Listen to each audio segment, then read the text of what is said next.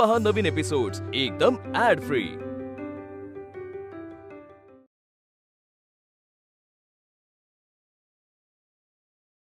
छत्रे गुरुजींमुळे गणित विषय। हो चला, तुम्हाला भेटायला कोणीतरी आलंय। कोण आलं असेल?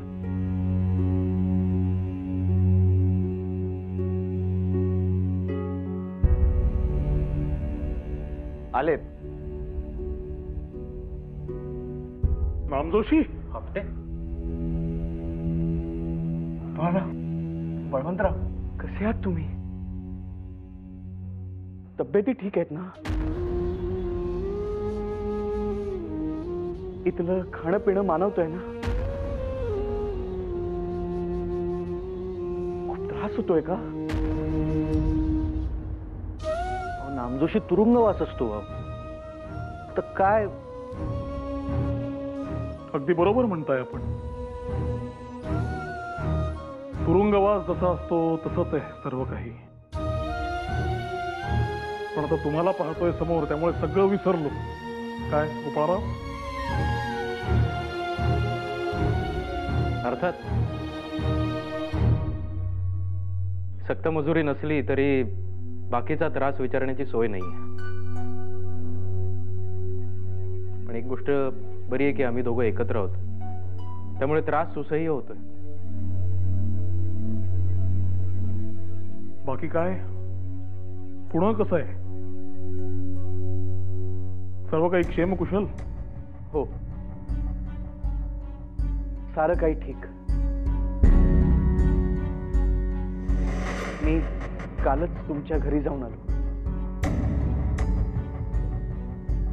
सगळं ठीक आहे। बरं आहे। आणि गोपाळराव, तुमच्या मावशींची तब्येत बिघडल्यामुळे तुमच्या मातोश्री तिथे गेल्यात, पण यशोदाबाई पुण्यात माघारीच थांबल्यात।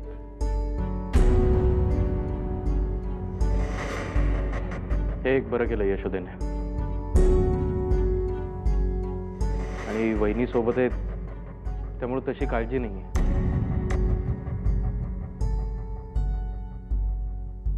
हा, पण बाकी सर्व ठीक आहे। एक पेच मात्र गंभीर आहे। कसला पेच? शाळेत सर्व काही ठीक ना? सोहनीमध्ये येऊन भेटून गेले।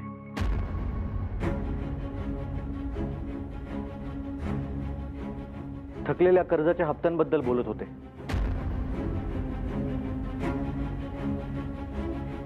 हो, म्हणजे आम्ही त्यांच्याकडनं काही दिवसांची सवलत मागून घेतली आहे, पण ते सुद्धा किती दिवस थांबणार ना?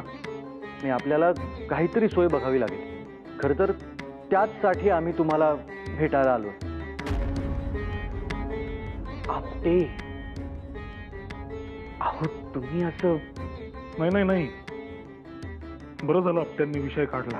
हा विषय काही टाळून संपणाऱ्यातला नाही। नाही खरं। ऐका, माझ्या मनातही एक कल्पना होती। माझ्या पगारातला काही भाग हा कर्जासाठी वापरा, आणि उरलेला द्या भामाकडे घर खर्चासाठी। कसं? माझा नाही, आमचा।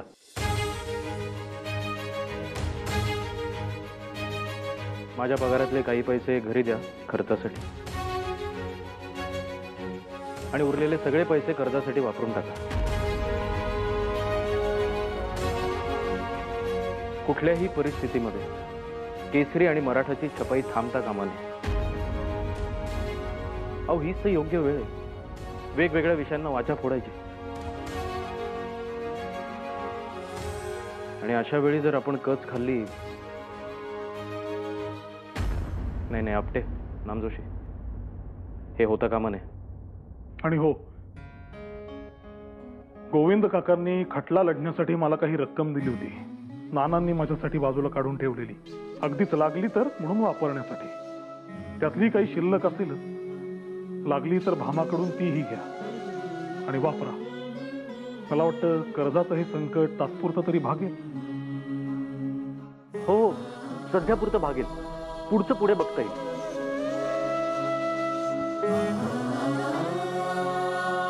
बळवंतराव, तुम्ही काळजी घ्या स्वतःची. आणि गोपाळराव, तुम्ही सुद्धा. त्या दोघांची तब्येत उतरल्यासारखी वाटते. जपा. बाकी शाळेचं कामकाज कसं चाललंय? ते सर्व ठीक सुरू आहे. या एवढ्या कर्जाच्या हप्त्यांची चिंता होती, पण ती देखील आता मिटली. उत्तम. मग आणि बळवंतराव, शाळेत शिक्षकांची आवश्यकता आहे हे कळल्यानंतर नवीन तरुण शिक्षक शिकवण्यासाठी आपणहून रुजू होत आहेत. अरे वा. पुण्यातील जनमत आपल्या बाजूने आहे. शिवाय लोकांना तुम्हाला झालेल्या शिक्षेचा निर्णय देखील साफ अमान्य आहे. जनता जागरूक आहे हे ऐकून बरंच वाटलं. आणि आमचे कुटुंब सगळे ठीक ना? भामेला म्हणावा मुळीच काळजी करू नको, स्वतःच्या तब्येतीची काळजी घे, मी इथे ठीक आहे. स्वतःला आणि कृष्णीला जप म्हणावं, तब्येतीची काळजी घ्यायला सांगितले असं आवर्जून सांगा. बाकी काही लागलं सवरलं तर गोविंद काका आहेतच. जरूर. मी आत्ता इथून थेट आपल्या घरीच जाईन म्हणतो. तुमची ख्याली खुशाली कळल्यानंतर त्यांना बरं वाटेल. नामजोशी, यशोदेला माझा निरोप द्या.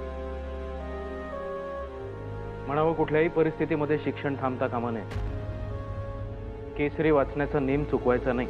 आणि मुख्य म्हणजे तिला म्हणावं माझी काळजी करू नकोस.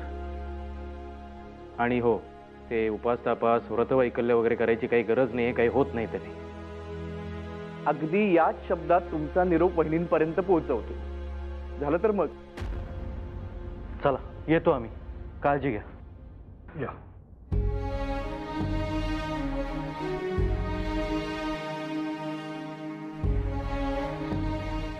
बुवा, चला. कुठे? कुठे म्हणजे शयनगृहात. आणखी कुठे? शयनगृह? झोपता का तुम्ही? रात्रभर गप्पा मारत बसता, त्यामुळे इतर कैद्यांची झोपमोड होते. अशा तक्रारी आल्या तुमच्याबद्दल, म्हणून तुम्हाला दुसऱ्या कोठडीत हलवण्याचे आदेश आहेत. चला. होय का? काय हो गोपाळराव, किती उगाच चौगाच गप्पा मारता? कोण, मी? अहो, तीळ भिजत नाही यांच्या तोंडामध्ये, रात्रभर गप्पा मारत असतात. मी शांत शांत असतो बुवा. थांबा थांबा, इथे सुरू झाला. चला घ्या, तुमच्यामुळे खोली बदलली आपली. या. आजपासून तुम्हाला इथेच ठेवायचे आदेश आलेले आहेत. या.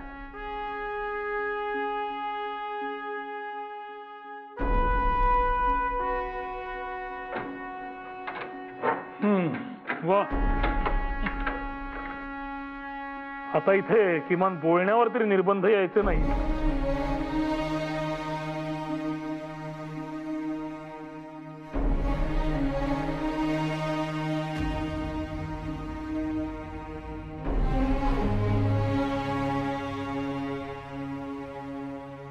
आगीतून उचला की फोपाट्यात टाका, काय फरक पडतोय?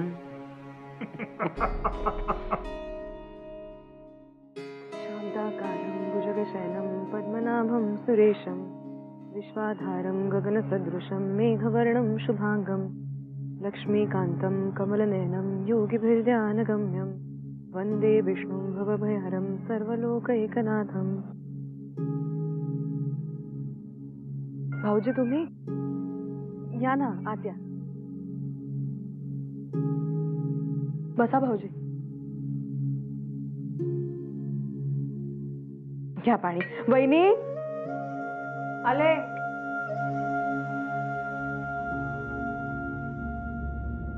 नमस्कार. मी बळवंतराव आणि गोपाळरावांना भेटून आलो.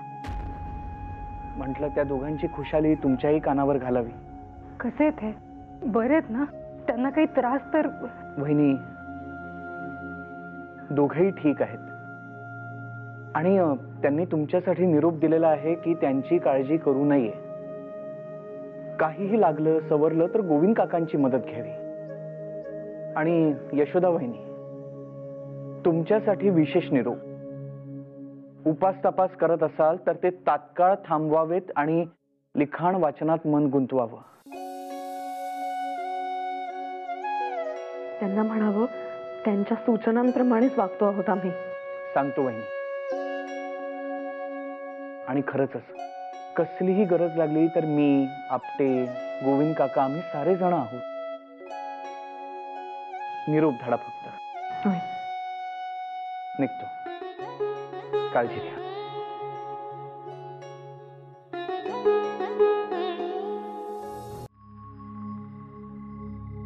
कुठली नक्षत्र पाहता? नमस्कार. एक बोलायचं होतं. बोलू का? बोला की. मी पाहिलं तुम्ही भाकरी बरोबर भाजी आमटी काहीच नाही खाल्ली. भाकरी पाण्यातून कुस्करून खाल्ली. त्याशिवाय दुसरा इलाजही नाही. अहो आता इथेच राहायचं. इथं जे काय मिळेल ते खायचं.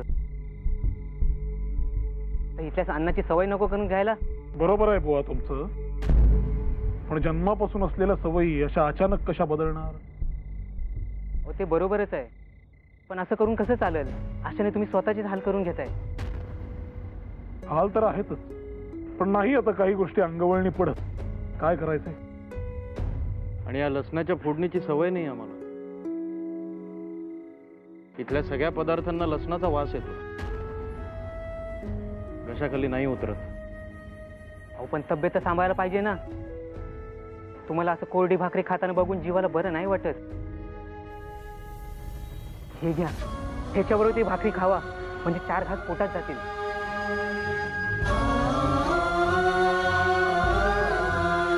दही? दही कुठून मिळाले तुम्हाला? अहो सक्त मजुरीच्या कैद्यांना जेवणात 1 वाटी दही नाही तर दूध देतात, नाही तर आठवड्यातून एकदा वशाट देतात. अहो आता ढोरासारखं काम करून घ्यायचं, तर अंगात शक्ती राहिली पाहिजे ना. म्हणून हे लाड. आज दही दिलंय, हे घ्या, ठेवा तुमच्याकडे. दूध किंवा दही असेल तर मी आणून देत जाईन तुम्हाला. अहो कशाला? अहो कशाला म्हणजे काय? तुम्ही ते म्हणालात ना परवा. हा, देशबंधू म्हणजे मी तुमचा बंधू झालो ना. अहो आता एका भावाने दुसऱ्या भावासाठी एवढं केलं तर बिघडलं कुठे? घ्या, नाही म्हणू नका. बंधू, आभारी आहे तुमचा, पण आता यावर काय बोलावे मला खरंच सुचत नाही. कसं आहे, तुम्ही दिवसभर राबणार, मी तुमच्या वाटच्या या अन्नावर आम्ही डल्ला मारायचा. हे बघा, आम्ही असे केले तर आमच्यासारखे स्वार्थी आम्हीच नाही का? काय चाललंय? निघा तुम्ही. झालं का जेवण? झालंच म्हणायचं. मग शतपावली सुद्धा झाली असेल. झालीच म्हणायची ती. तुमच्या सरकारने आमच्यासाठी एवढी तरी तरतूद केली आहे, आमचे भाग्यच म्हणायला हवे. त्या अंधार कोठडीत बसून शरीर अक्षरशः गंजत. त्यामुळे तुम्ही जी काळजी दाखवताय त्याबद्दल आभार. हो, झालं का मग? चला.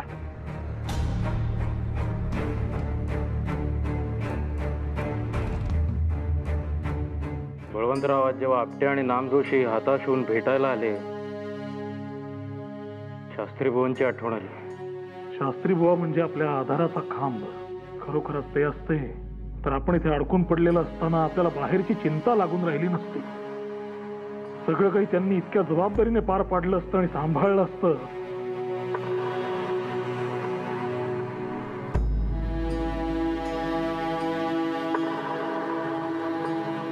या बुवा, बसा.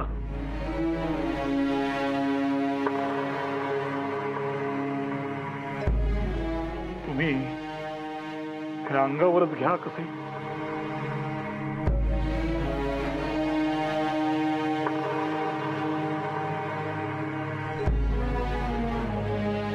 तुम्हाला आठवते का, शास्त्री बुवांशी आपण प्रथम शाळेविषयी बोलायला गेलो तेव्हा अशाच उशिरापर्यंत गप्पा रंगल्या होत्या रात्री. मी आपण अख्खी थंडीची रात्र परतीच्या प्रवासात बंड गार्डन मध्ये काढली. तेव्हाही तुम्हाला अशीच हुडहुडी भरली होती आणि आपण थंडी घालवायला चक्क व्यायाम केले. आठवतंय ना?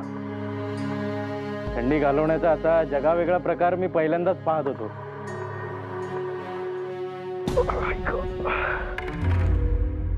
काहीतरी हुळहुळ.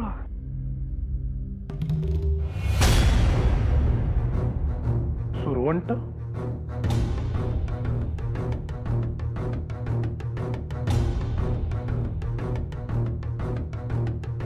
ही सुरवंट आहे तिथे? सुरवंट कशी आली इथे? या क्लार्कचा डाव तर नसावा, नाहीतरी त्या गोऱ्यांचा पुळका आहेच त्याला. बळवंतराव राहू द्या, नका चिडचिड करू. आजूबाजूला एक तर हलाखीची परिस्थिती आहे. सुरवंट म्हणजे मामूली गोष्ट आहे. अहो, असे कसे म्हणता? कैदी असलो म्हणून काय झालं? माणूस की नावाचा प्रकार आहे की नाही? ही एवढी साधी काळजी त्यांनी घ्यायलाच हवी. यात काही काळं बेरा असेल तर मी काही त्यांना सोडायचो नाही. ऐका बळवंत, आई. हो बरे.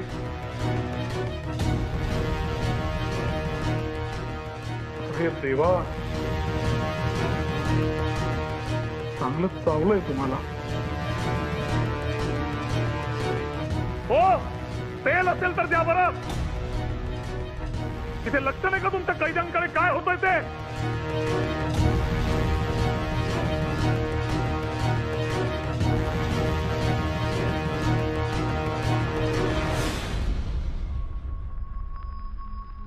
थांबा जरा, पाणी शिंपडतोय.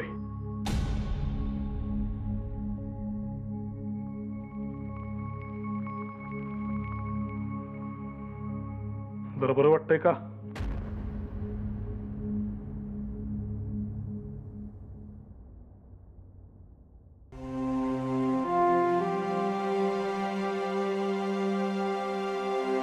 हो दादा, हो दादा, हे काय करताय तुम्ही? महाशय, मी सदरा धुतोय. अहो पण परवानगी घेतली का तुम्ही? तर परवानगी घेण्यासारखे काय? काल रात्री झाले असे. काहीतरी हुळहुळ.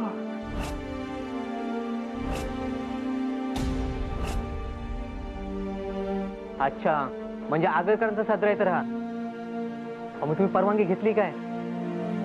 अहो इथे आम्ही 4 वाट्या पाणी जास्ती संपवलं तरी आमचं पिण्याचं पाणी कमी करतात. अहो तुम्ही तर परवानगी बी घेतली नाही. अहो आशाने गोत्यात याल तुम्ही. हो, काय चाललंय? सदरा धुतोय मी आमचा. सदरा धुताय? तुम्हाला या आठवड्यात कपडे धुण्याची परवानगी दिली होती आणि 2 दिवसापूर्वीच तुम्ही कपडे धुतले. त्यामुळे नियमानुसार तुम्हाला आज कपडे धुता येणार नाहीत. हे असले नियम म्हणजे थट्टाच झाली. आणि स्वतःचे कपडे धुणं ही काही परवानगी घेण्याची बाब झाली का? हो.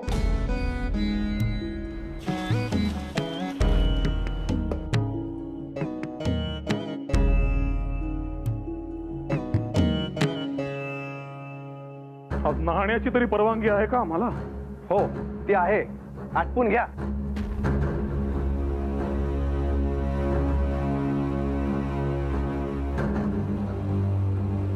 बुवा, माझे स्नान आटपून घेऊ का मी?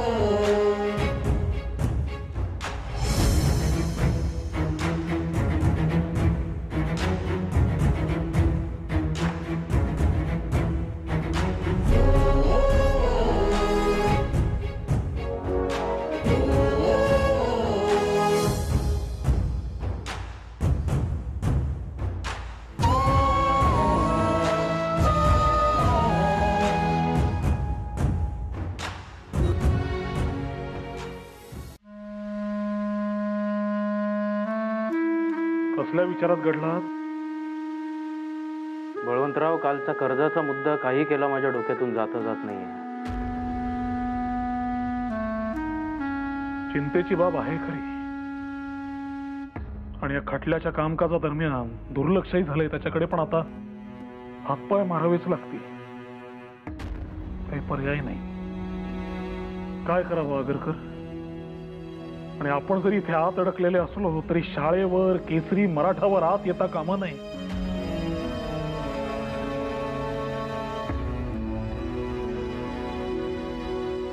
माझ्या डोक्यातही सतत विचारचक्र चालू आहे. तुम्हालाच काही आता मार्ग सुचतोय का सांगा. बळवंतराव, तसंही आपल्या हातात आत्ता भरपूर वेळ आहे. आपण असं केलं तर तुरुंगामधला जो वरिष्ठ माणूस आहे त्याला विनंती म्हणून अर्ज करू की आम्हाला लेखणी, पुस्तकं आणि कागद दे म्हणून. आणि माझं अर्धवट राहिलेलं नाटक विकार विलसितही पूर्ण होईल. म्हणजे आपल्या हातात काही पैसे येतील. शुभस्य शीघ्रम. ताबडतोब कामास लागूया. आजच अर्ज करूया. काय म्हणता?